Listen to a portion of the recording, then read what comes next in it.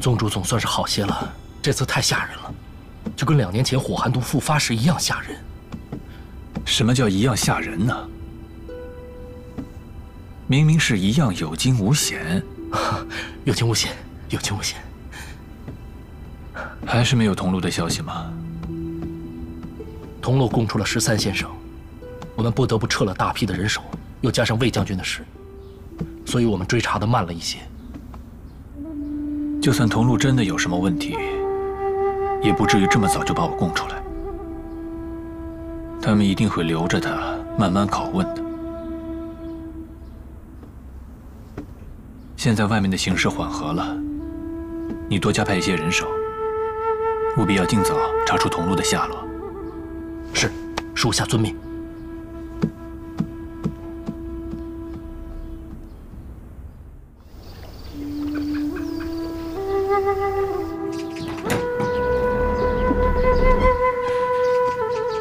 雪停了吗？是啊，娘娘，这几日的雪一停，外面可真是好风景啊。嗯。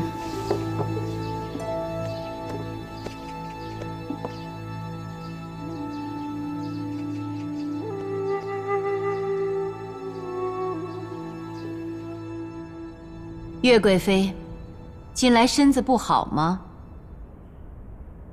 有劳皇后娘娘动问，臣妾还好。废太子虽然离京，但仍是御封的献王，陛下恩泽犹在，年下的赏赐也没有忘了他。你乃是献王之母，位分品级一样都没变，在这后宫除我之外，仍以你为尊。你要身子还好，就给本宫打起精神来。陛下对你的情分还是有的，你自己要争气，自然就不会无端端的被人夺了位分。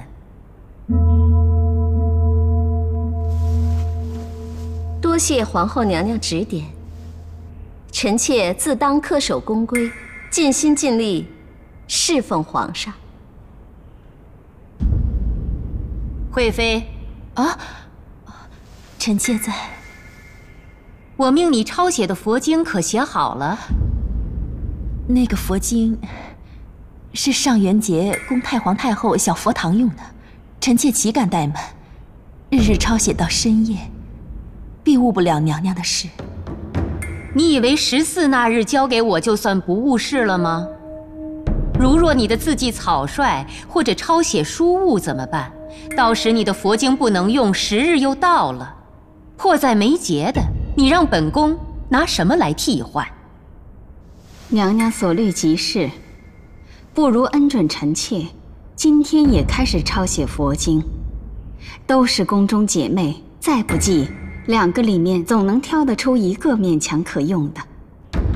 太皇太后一向恩厚，当不会计较。你以医女之身进宫，实在过于低贱。无论陛下如何抬举，总归抹不掉这个出身。太皇太后堂前供的佛经，你怕是没有这个体面抄写。惠妃，正月14前抄出2份来。臣妾谨遵懿旨。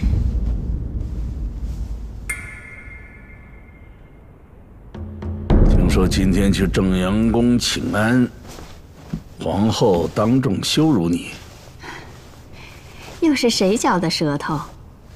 皇后娘娘不过是说话直了些，我这个做妹妹的，还真的计较不成。哼，你不计较，朕来计较吧。陛下，也算是皇后给朕提了个醒儿。废太子已折为献王离京，岳氏至今仍居众妃之首，这就不妥当了。只是他跟随朕多年，降位太过也不合适，贤妃之位尚在空缺，就让他挪过去吧。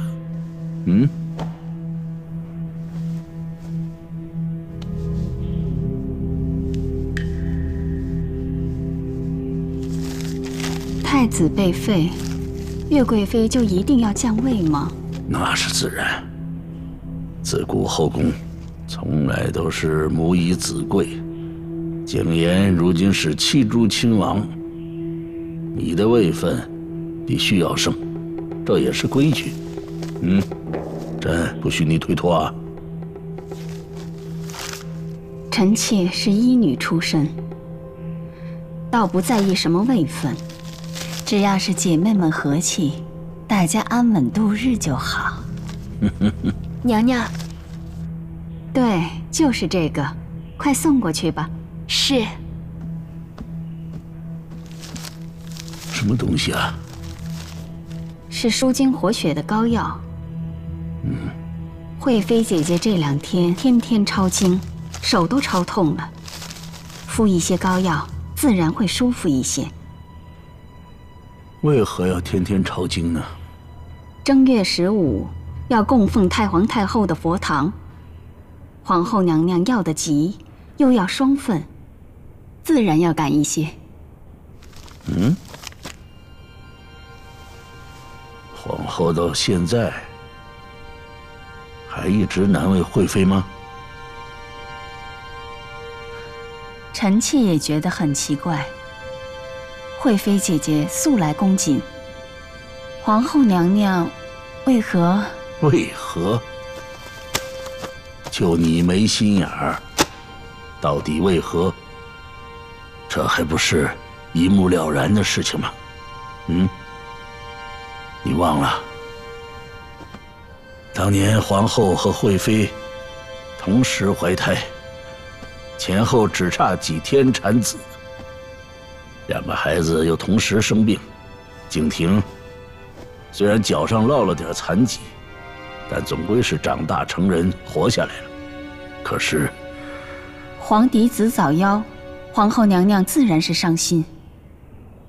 可那个时候是京中突发的瘟疫，天命如此，怎么能怪到惠妃姐姐头上？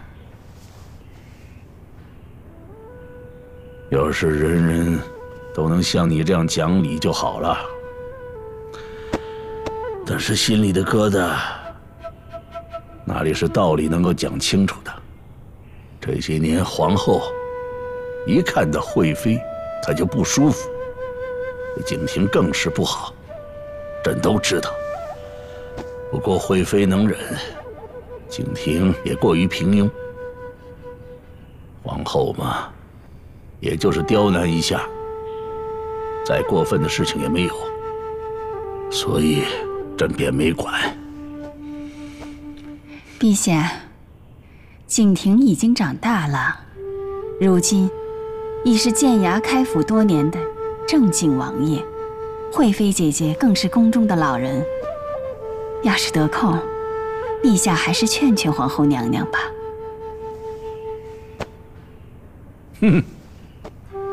严氏的那个性子，靠劝怎么能行呢？放心吧，朕有办法。哦，玄镜司的那个案子，因为牵涉到皇族家事，朕不想让外面有司审理，总要挑个皇子来接手。但是景琰又身在其中，交给他不合适。今天你这么一说，朕倒觉得景婷合适。陛下是想让宁王主理玄镜司一案？景婷胆子小，她绝对不敢无中生有，栽赃陷害。但是，对于皇后的心结，她也绝对不会大事化小，轻易放过玄镜司和誉王。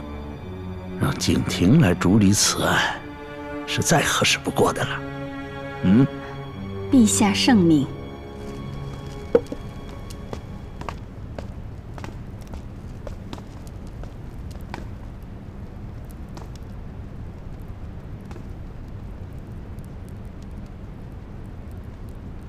夏江，陛下对你递上去的2份供状都不满意。看在旧情的份上，我再给你一次机会。但你也知道，陛下这个人没什么耐心。如果你还不能如实认罪，等着你的是什么？你应该很清楚。若是陛下知道，连你都是靖王的人，他会怎么想？哼！你在供状之中指认梅长苏是齐王旧人，陛下看完之后也不过是冷笑2声罢了。在下一份供状中，你大可以指认我和靖王勾结，我一定会原样转呈陛下。到时候，你就知道陛下他会怎么想了。将来总有一天，陛下会明白我说的全都是真话。那13年前的真相，你敢全部说出来吗？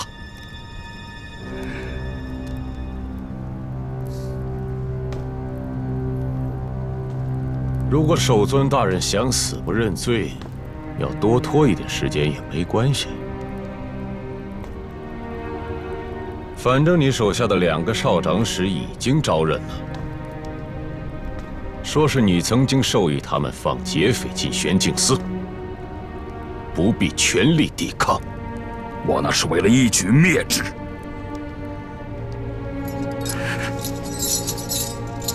我曾在地牢设置火药，就是为了绞杀这批劫匪。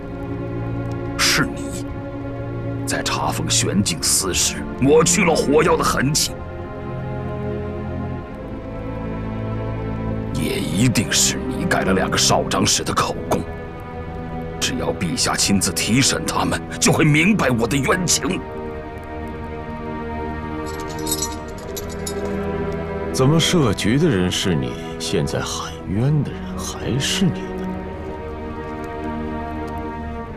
可惜呀，一切都已经晚了。什么晚了？你的2个少长史只知道是奉你之命，可他们却忘了，他们认的是朝廷的官职。受审的时候还口口声声说只是奉命，所以他们无罪。宁王殿下将这狂妄之言禀报陛下，陛下盛怒，下令内监重杖40。他们没能扛住，已经死了。死了？昨天就已经死了。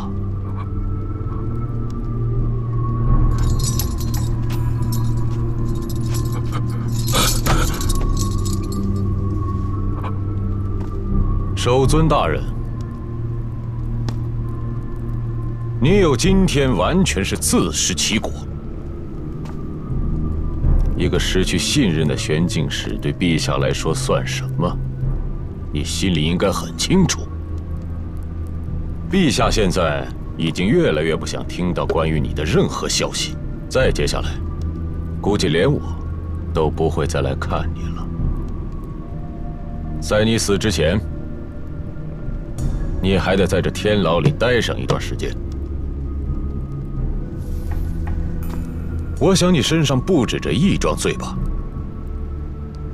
给你备好了笔墨，你闲了没事慢慢想，慢慢写。不要把这些都带进棺材，成为你下一世的罪孽。蒙挚。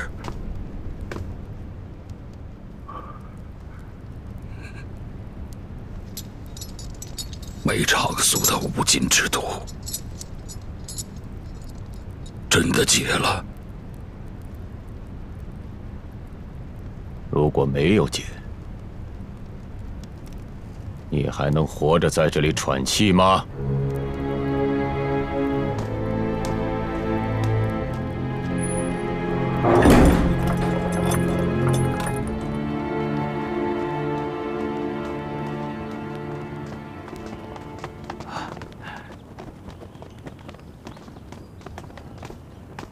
参见殿下。2位大人免礼。殿下，这是从纸楼宫过来吧？父皇在午睡，我就先去见了母妃。静妃娘娘安好。前几日我母亲入宫，本想到纸罗宫去请安，没想到让皇后娘娘给挡了回来，说是在闭宫反省。现在无事了吧？有劳清河郡主挂念，一切安好。二位到养居殿来，定是有事吧？啊，殿下，私炮房爆炸一案已经审结，来向陛下复旨的。此案这么快就审结了？对于我来说，当然没有结，但对陛下来说，已经算是审结了吧？好了，事已至此，就少抱怨两句吧。在靖王面前还好说，要是有旁人在，免不了要派你的不是。我也只是在殿下面前这么说说嘛。外面冷，你们两位可都是文官，别站着了，进去吧。是，殿下。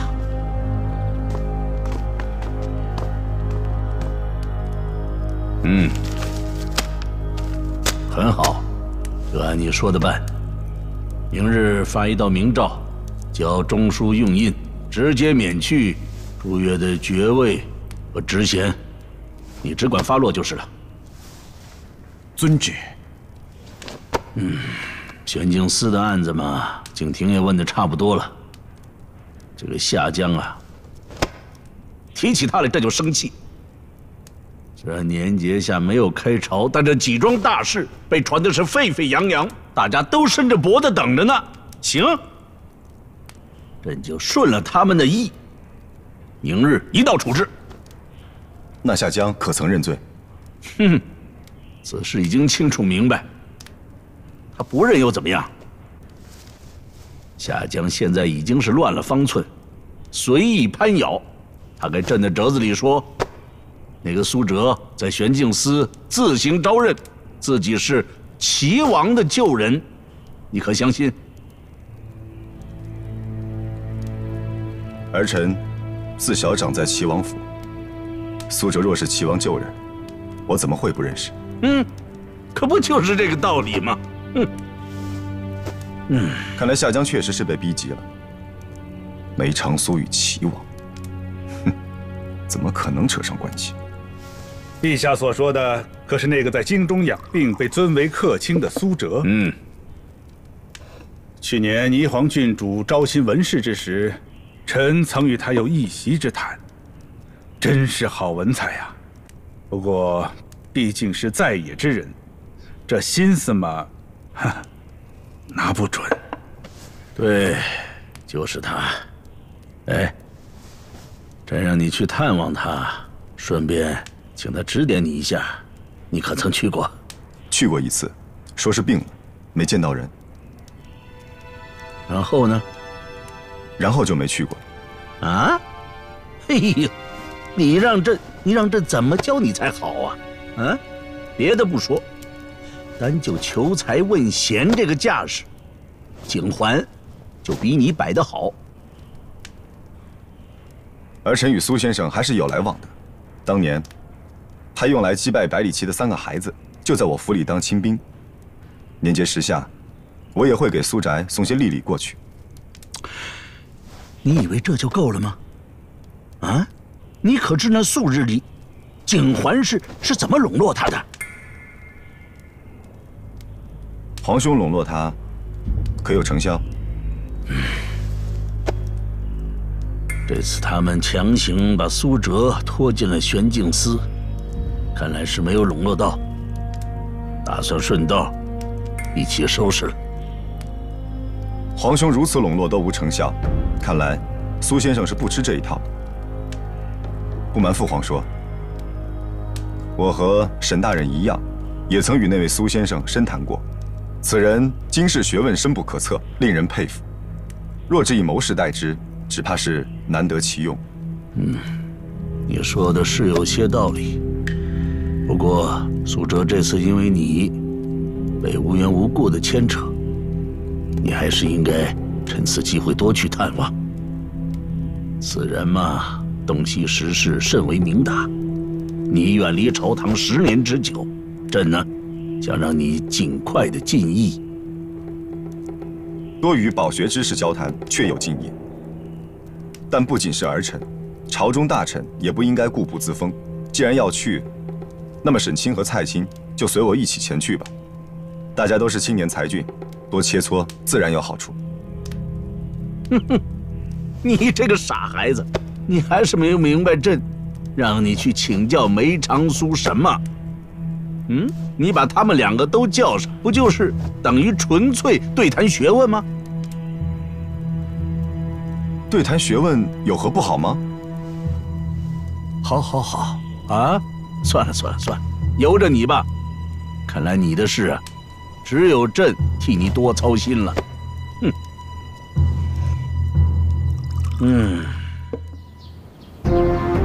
誉王萧景桓，违逆朕意，武上失德，敕降为双珠亲王，退府幽闭3月，以观后效，钦此。儿臣遵旨。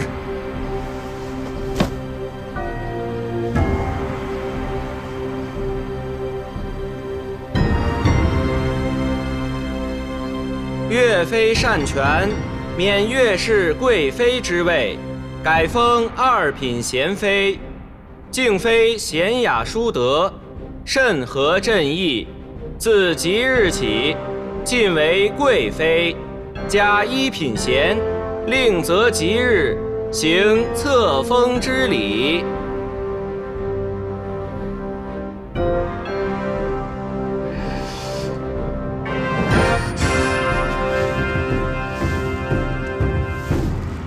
靖王殿下，现在是所有皇子中位分最高的了，宫里靖娘娘又进了贵妃，这烈火烹油、繁花似锦的，本该令人高兴。可不知怎么的，我这心里反而有点慌。我明白你的意思。今日散朝，柳尚书专门过来与我说话。他让我转告殿下，登高亦跌重。看来，越是这个时候，越是需要多几双眼睛替他盯一盯了。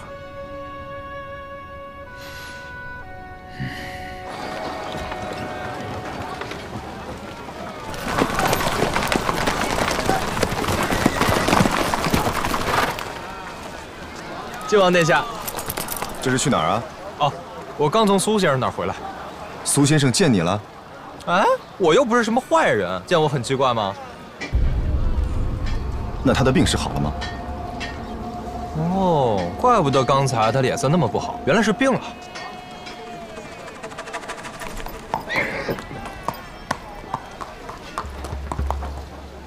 母亲，我想问你。哎，我还有事儿问你呢。这是苏先生写给我姐的回信，你想知道写了什么吗？胡闹！这既然是苏先生写给霓凰郡主的私信，我怎么能看？我是真想知道里面写了什么，可是我又不敢拆。你要是坚持想看多好，我还能跟我姐说没抗住你的威压。母亲，哎，行了，我走了，家里管得严，我这还有晚课呢，告辞。去。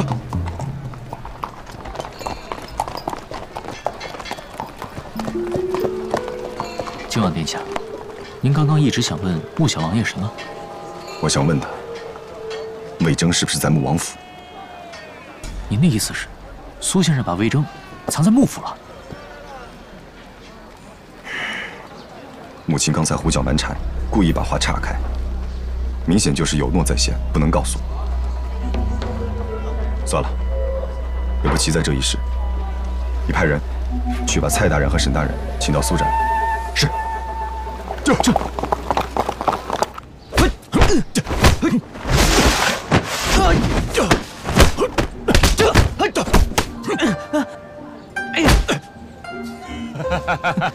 宗主，这都打起来了，您还看热闹呢？让他们再打会儿。蒙大哥有分寸的，就算飞流没分寸，那也不要紧，反正他也伤不了蒙大哥。哎，小叔，你可真够护短的啊！你说的啊，飞流没事就行是吧？别看了，不要喝了，好嘞。哎，不许上！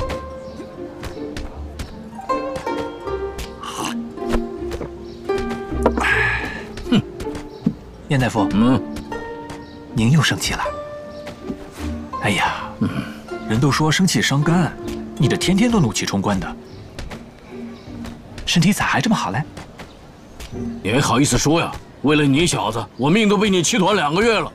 哼！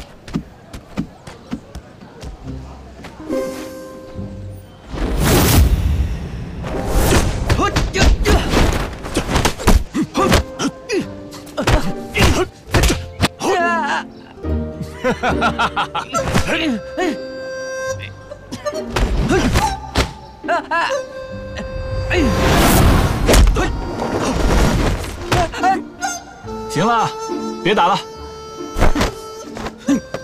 哎，让蒙大哥进屋吧。他居然让你摸他头发！我也不是白陪他练了这1年多的功夫啊。哎呀，哎，哈哈，脸色好多了啊！前段时间你不让我进来，我真担心坏了。我迷迷糊糊的时候没吩咐清楚，没想拦着你。就算靖王要来看你，也是情理之中的事情，你干嘛让人拦着？我睡得糊涂的时候容易说胡话，让他听见了不好。宗主，靖王和刑部吏部2位尚书正在门口下马落轿，再过一会儿就进来了。知道了。真带来了。我听陛下说，让靖王多来看看你，他就说了，要带朝臣们一起来。我本来以为他是想打消陛下的疑虑，没想到他真把蔡权和沈追给带来了。还有这样的事？啊？哎呀，其实景琰也不用这么费心。费心？沈追和蔡权都是景琰以后会委以重任的栋梁之才。现在他把他们带来，无非是想给我的未来铺一条路。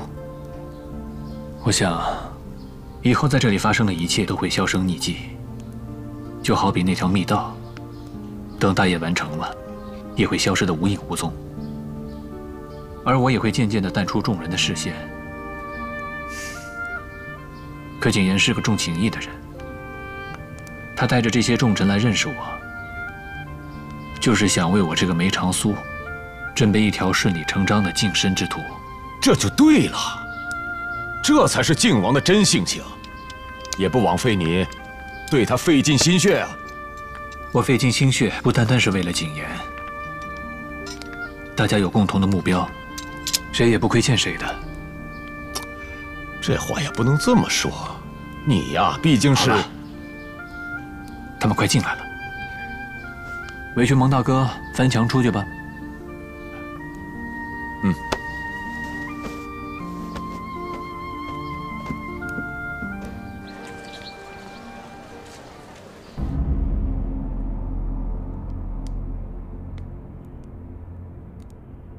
殿下这般模样，是打算要放弃吗？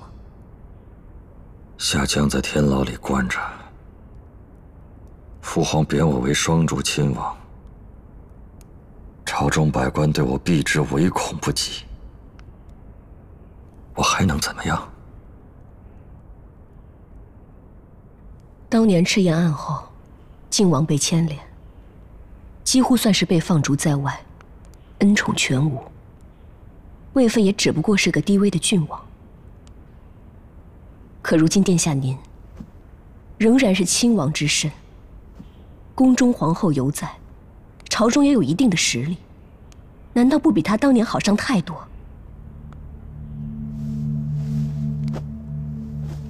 此时言败，为时尚早吧，殿下。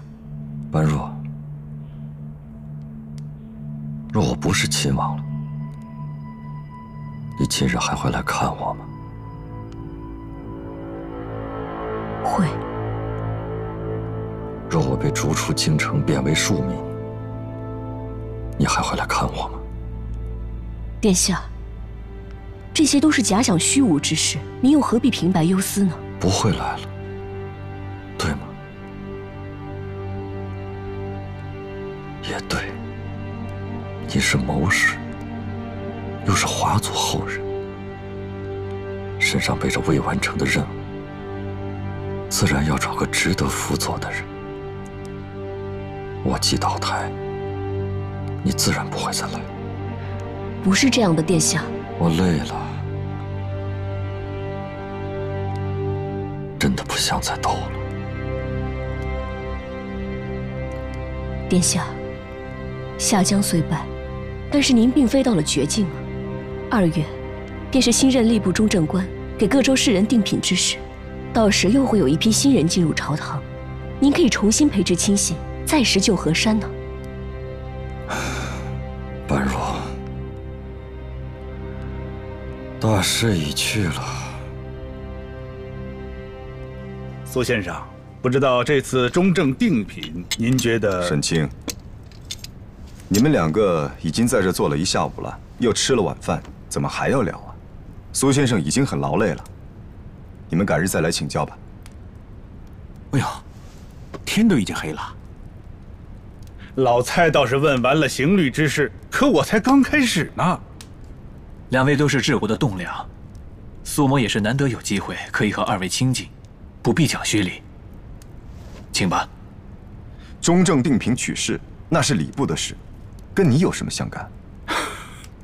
跟我是没什么相干，可是历次选择定品的中正官人选之时，都是太子和誉王闹得最凶的时候。今年情形不同了，满朝眼睛盯着看着的，可是殿下您呐。沈大人说的极是，中正选士定品，考核天下之事，今年朝政之重莫过于此。这个新科的位置谁来做，皇上一定会征询殿下的意见，到时岂能不答？我被罚游避在府3个月，就算想插手中正定品，也有心无力了。没了我跟太子，中正官的人选自然会由靖王举荐给父皇。他趁此机会安插人士培植党羽，谁又能挡得了他呢？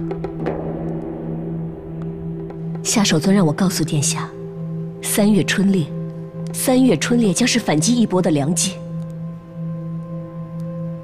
2月定品，3月春猎，都跟我无关了。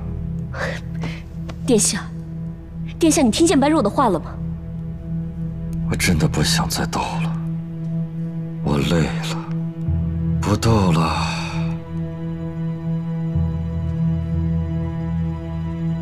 是啊，以往为了中正官人选，废太子和誉王哪一次不是争得头破血流？被选定之人，自然要考虑主子们的利益，所以私底下流弊之风盛行。纵然有些忠直良臣奏本，也见效甚微啊。选士之必成风，自然是因为中正官持身不正。只要能选出清廉中正之士担纲此职，难道此股歪风还杀不下去？殿下说的有理，凡是有一点私心杂念的人，绝不能当此重任。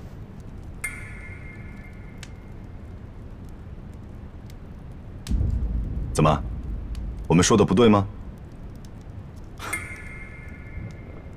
殿下多年不在中书，想必不太清楚，这个中正官牵扯的方方面面甚为复杂，地域、出身、故旧、姻亲、师门，太多因素可以影响到最终的结果，并非只单单牵涉到党争。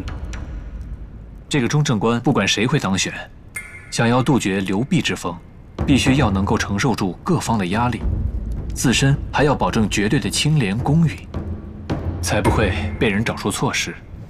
不仅如此，这个人的品级职位还不能太低，还得要有品衡天下士子的本事，才能服人。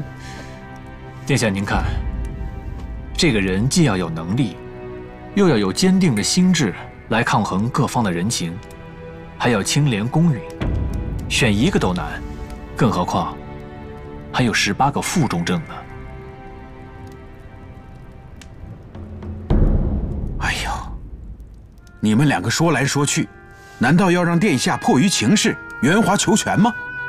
若是不为情势所限，难道你让殿下在朝堂上整顿吏治，杀个血流成河？现在的情形是，如果殿下不够圆融，那这件事情就办不下去。但是让殿下太过圆融，恐怕您心里会不舒服吧？陛下不问我则已，一旦问我，我必遵从本心。那我们现在先来看看这18个副中正的人选，殿下意下如何？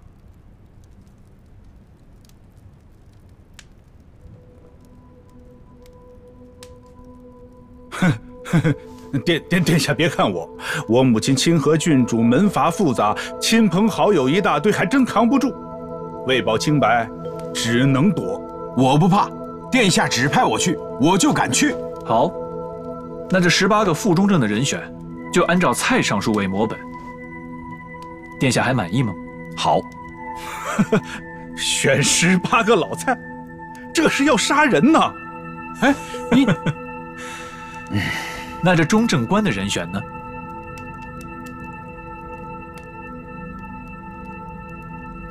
不如我给殿下推荐一个人吧。谁？程之纪。他是谁？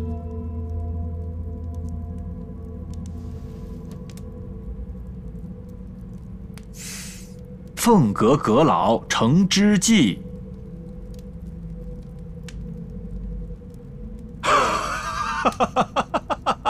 你说的是程阁老啊？我的天哪，他老人家怕快要80岁了吧？哪有这么老？明明只有75。管他75还是80呢，反正这位老大人恩养在家多年，从来还没有这样一位老人家被重新启用的呀。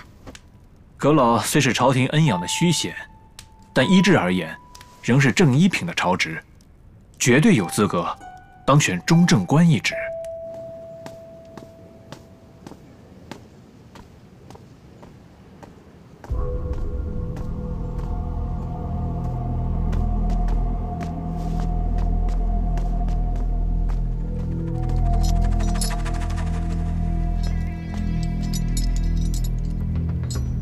梅长苏的误禁之毒，真的没有发作？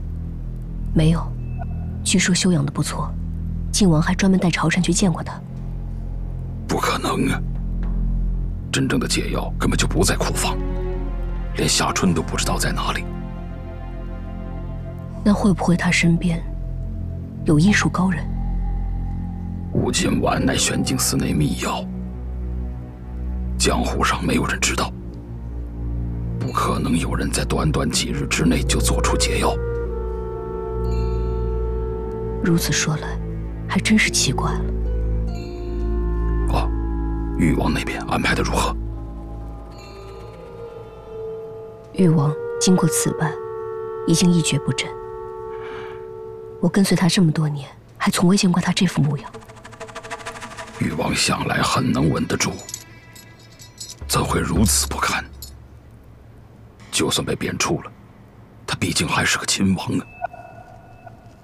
对于誉王来说，若是不能成为储君，那他的身份，无论是亲王还是庶民，其实都并无区别。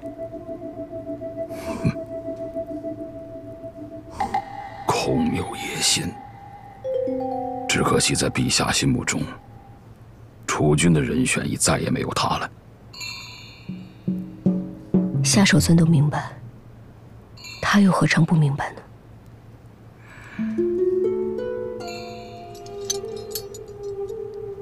誉王可以放弃，我们不能放弃，否则就算入了地狱，也无法向你的师父交代。可是眼下没了誉王，我们的目标就更遥不可及了。我不甘心，我不甘心。